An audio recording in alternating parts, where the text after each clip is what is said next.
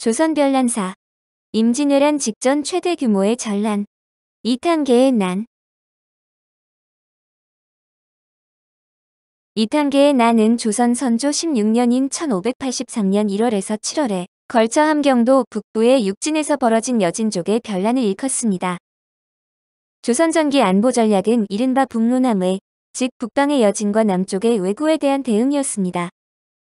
금나라가 멸망한 후 압록강과 두만강 일대에 분산되어 살고 있던 여진족들은 주로 유목으로 생계를 유지했고, 겨울이 되어 식량이 부족해지면 수시로 도강하여 살인과 약탈을 일삼아 큰 피해를 입혔습니다.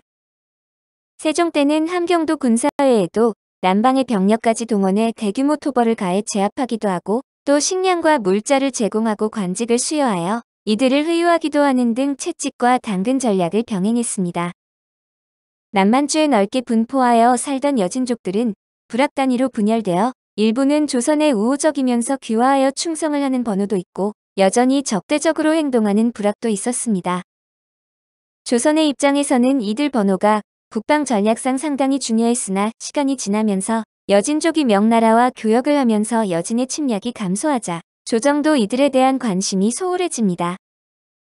또한 이들을 관리하고 위무해야 할 책임이 있는 현지 수령이나 지휘관들 역시 인식 부족으로 오히려 이들에게 난폭하게 굴어 불필요한 반감을 조장하였고, 이로 인해 반란이 일어나기도 했습니다. 리탄계의 난은 바로 이런 상황에서 자신들에 대한 조선의 지원과 관심 부족에 대한 불만, 식량난, 수령들의 횡포에 대한 반감, 여진족 세력 다툼 등으로 발발하게 됩니다. 이 당시 최대 3만 명에 달하는 여진족 무장 세력이 조선을 침공해 왔는데, 이것은 임진왜란 직전 조선이 직면한 최대 규모의 전란이었습니다. 이후 조선은 문제로 거론된 여러 방위 체제를 재검토해서 진관 체제에서 재승방략으로 전환하게 되는 계기가 되었습니다. 조선은 세종 때 북방 개척 이후에도 지속적으로 함경도 쪽 방위에 신경을 써왔는데, 사군 육진 중 유지의 어려움으로 사군을 패한 이후에도 두만강 유역의 육진의 방위에는 매우 단호한 태도를 보여왔습니다. 김종서가 집필한 재승방략에 따르면 육진에는 봉수대가 총 82개, 순찰지가 94곳, 육상의 고정, 관측 지점 2곳, 해상의 고정 관측 지점 11곳 등 치밀한 방위 체계가 짜여져 있음을 알 수 있습니다. 그러나 문제는 당시 조선이 함경북도 일대의 지리적 특성과 부족한 인구로 다른 지역처럼 단일한 진과 관만으로 자체 방어가 불가능해서 진관 체제를 구비할 수 없었습니다. 실제로 재승방략에 의하면 수호처가 매우 많고, 순찰 도중 외침 발견 시 즉각 전투할 것을 규정하고 있는데, 이것은 방어할 지역이 매우 넓어 모든 거점에 병력을 배치할 수 없었기 때문으로 보입니다. 선조 초기의 여진족들의 정세는 상당히 복잡했는데, 특히 누르하치의 발호가 이때부터 시작되었습니다. 리탄계의 난이 일어나던 1583년은 누르하치가 본격적으로 여진족 내에서의 세력 다툼에 참여한 시기로, 명나라의 지원을 받던 누르하치의 세력 팽창은 여진족들 내부 정세를 크게 변화시켰습니다.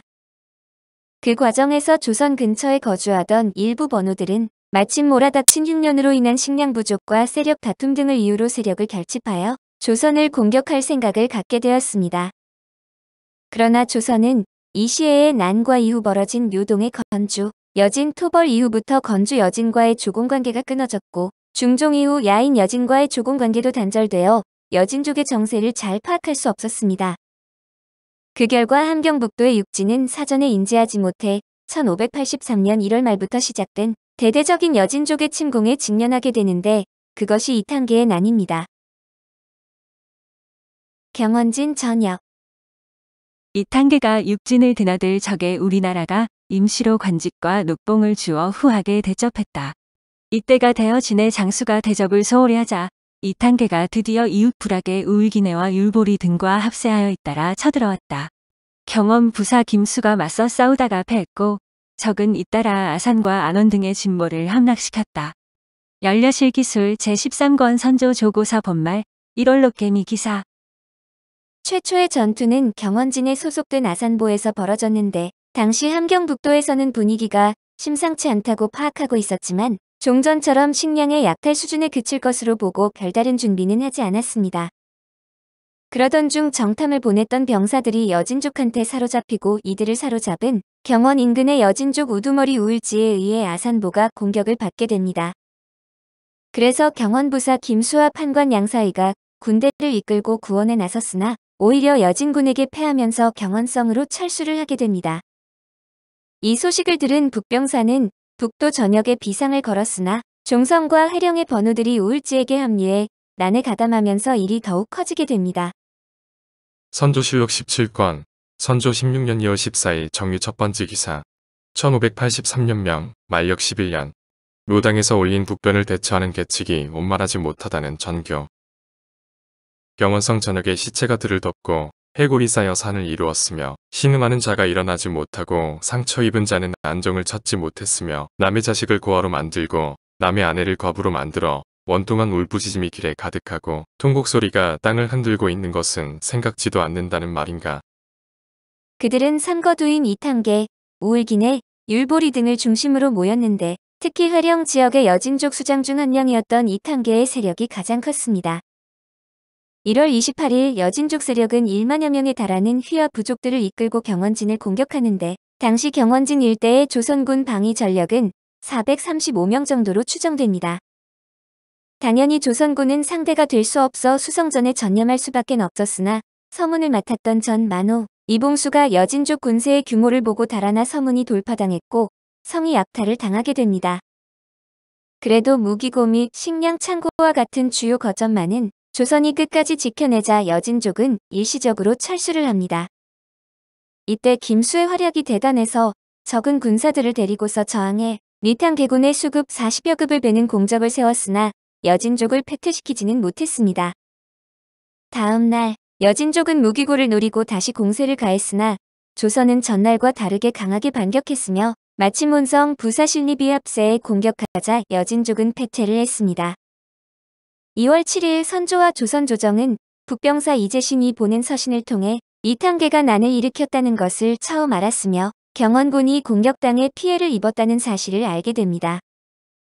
충격을 받은 조정은 상공과 비변사의 당상관들을 불러 대책회의를 열었는데 여진족의 침공 규모가 워낙 커서 함경도 병력만으로는 토벌이 어려울 것이라 생각해 경기도 이하 5도에 징발령을 내려 군사를 모집했습니다.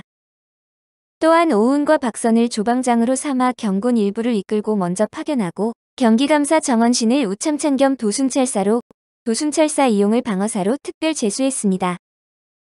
이때 이들이 이끌고 간 병력에 대해 선조실록에는 용사 80명, 수정실록에는 용사 8천여 명으로 큰 차이를 보입니다. 그러나 일련의 사정을 볼 때 일단 선발대로 80명을 보내고 이후 병력을 증강해 최종적으로 8천여 명에 달하는 병력이 파견된 것으로 보입니다. 다만 선조는 김수와 양사이가 성을 빼앗겼다는 급보를 듣고 두 장수의 죄를 물어 한양으로 압송할 것도 없이 선전관을 보내 참수할 것을 명령했습니다. 2월 9일 후퇴했던 여진족은 재차 전력을 정비해 훈용진을 공격하는데 훈용진은 두만강에 돌출된 부위를 감지하여 병력상 우세를 보인 여진족이 이를 최대한으로 살리기 좋은 거점이었습니다. 조선도 이를 알고 있어 총 23개의 진포 중 3번째로 큰 규모의 방어 거점을 구축했고 5번째로 많은 병력을 배치하였지만 여진족에 비한다면 극히 부족한 병력임에는 확실했습니다. 여진은 성의 사면을 포위하고 충교를 만들어가면서 들이쳐 조선군은 필사적으로 저항했지만 훈용진은 거의 함락 직전까지 몰립니다. 그러나 황자파의 주둔 중이던 온성부사 신립과 유원첨사 이박이 이끄는 조선군이 다시 구원을 오자 여진은 산맥을 타고 후퇴를 합니다. 이때 신립은 훈용진과 훈용진 첨사 심상절을 구원하러 가던 중 공격받던 안원보를 구출했고 안원보의 병사들은 경원진으로 철수를 했습니다. 지속적으로 함경북도 일대의 전란이 계속되자 북도 후 이인기른겁에 질려 숨어다니는 등 함경도 일대에서는 전란에 대한 공포가 팽배했던 것으로 보입니다. 심지어 후방의 길주 목사 이난수도 겁을 먹고 명령에 불복종해 군대를 내지 않을 정도였다는데 이후 훈용진에서는 훈용진 첨사 심상절과 온성 부사실립의 활약으로 여진족 수급 50여 급을 베고 패퇴시켰습니다. 선조실록 17권 선조 16년 2월 28일 신의 첫 번째 기사 1583년명 만력 11년 북병사가 오랑캐를 물리쳤음을 보고하자 이제신에 대한 나문을 재론하라고 전교하다. 북병사의 서장에 16일에 장사를 징발하여 길을 나누어 쳐들어가 적호의 부락을 소탕한 끝에 그들 부락을 거의 다 불태우고 적호 150여 명의 수급에서 귀를 잘라 올려보낸다고 하였는데 이피아니 기변사에 전교하기를 이재신에 대하여 나는 이미 그가 그렇게 하리라는 것을 알고 있었다. 그러나 여러 사람들이 모두 아니라고 하므로 나 역시 혼자 고집할 수 없었던 것이다. 지금 이미 이렇게 공을 세웠는데 잡아온다는 것은 온당치 못한 일이니 논의하여 아뢰라 하였다. 회개하기를 이재신걸에 대하여는 참으로 상교와 같습니다. 다만 도사가 이미 떠났는데 중로에서 그만두는 것도 앞뒤가 맞지 않는 일이니 일단 잡아온 후에 주상께서 단안을 내리심이 어떻겠습니까 하니 알았다고 전교하였다. 이후 일시적으로 이탄계의 나는 소강 상태에 접어드는데 2월 26일 조정에서는 경원진의 함락을 이유로 경원부사 김수아 판관 양 사이를 처형했으며 처형을 3일간 연기시킨 이재신에게도 책임을 물어 파직시켰습니다. 선조와 조선 조정에 대응해서 주목할 만한 점은 도순찰사와 방어사의 선발과 파견으로 함경북도 자체의 방위력만으로는 방어에 성공할 수 없다는 인식을 지니고 있었음을 알 수 있습니다. 종성진 전역 경원진 전역에서 마지막 순간에 조선의 강력한 보복 공격을 당하긴 했으나 경원진을 거의 함락 직전까지 몰고 간 전과는 여진족 내에서 큰 반향이 있어 종성과 화령 일대의 번호가 가담해 규모가 크게 확대되었습니다. 특히 이때 여진족 중 가장 세력이 강성했던 것은 이탄계였으며 수장으로 활동한 것도 이탄계였는데 그는 조선에 귀화했다 다시 여진족으로 돌아간 인물로 함경북도의 지리와 방어 체계에 대해 잘 알고 있었습니다. 여진족의 준동이 재차 시작된 것은 4월 말에서 5월 초였던 것으로 보이는데 여진족은 기병 2천여 명을 두만강 건너 종성에 포진시키면서 10여 명의 첩자를 잠입시켜 상황을 알아보고자 하였습니다. 이후 5월 5일 율보리와 이탄계가 이끄는 여진족 1만에서 2만여 명이 종성진 본진을 공격했는데 전력상 크게 열세라 출장 군관 권덕례 최호와 그 밖의 토병들 다수가 여진군에게 피살되고 병사도 포위되었습니다.